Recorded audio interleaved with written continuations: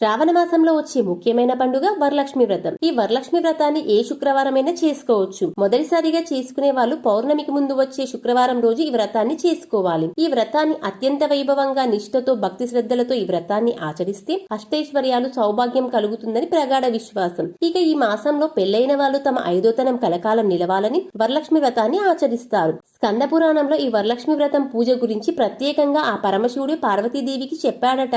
లక్ష్మీదేవి పూజ చేయడం వలన అష్టైశ్వర్యాలు సుఖ సంతోషాలు చేకూరుతాయని శివుడు వివరించినట్లుగా ఉంది. వరలక్ష్మి వ్రతం ఒక పవిత్రమైన పండుగ. వరలక్ష్మి వ్రతం రోజున లక్ష్మీదేవి 8 మంది దేవతలు దుర్గభక్తి అష్టలక్ష్మి రూపాన్ని ధరిస్తుంది. వారు సంపద, భూమి, జ్ఞానం, ప్రేమ, కీర్తి, శాంతి మరియు బలానికి దేవతలు. మనం పండుగను హృదయపూర్వకంగా జరుపుకున్నప్పుడు మనం ఆనందం, మనశ్శాంతి మరియు ఆరోగ్యాన్ని పొందవచ్చు. వరలక్ష్మి వ్రతంలో ముడిపడి ఉన్న ఆచారాలను ఆచరించడం ద్వారా మనం వీటిని పొందవచ్చు. మనకు మరియు మన ప్రియమైన వారికి ధాన్య లాభం, ధనలాభం, ఆహారం, మనకు మరియు మన కుటుంబానికి ఆరోగ్యం. ఇటువంటి కష్టాలు లేకుండా దీర్ఘాయుష్యు, మన కుటుంబానికి అష్టైశ్వర్యాలు, సంపద మరియు శ్రేయస్సు, మన జీవితాల్లో సౌభాగ్యం, అదృష్టం, వివాహిత జంటలకు సంతానం. వరలక్ష్మి వ్రతం ఆచరించడం వలన ప్రతి ఇంట్లో అష్టైశ్వర్యాలు సుఖ సంతోషాలు కలుగుతాయని నమ్మకం. హిందువుల విశ్వాసం.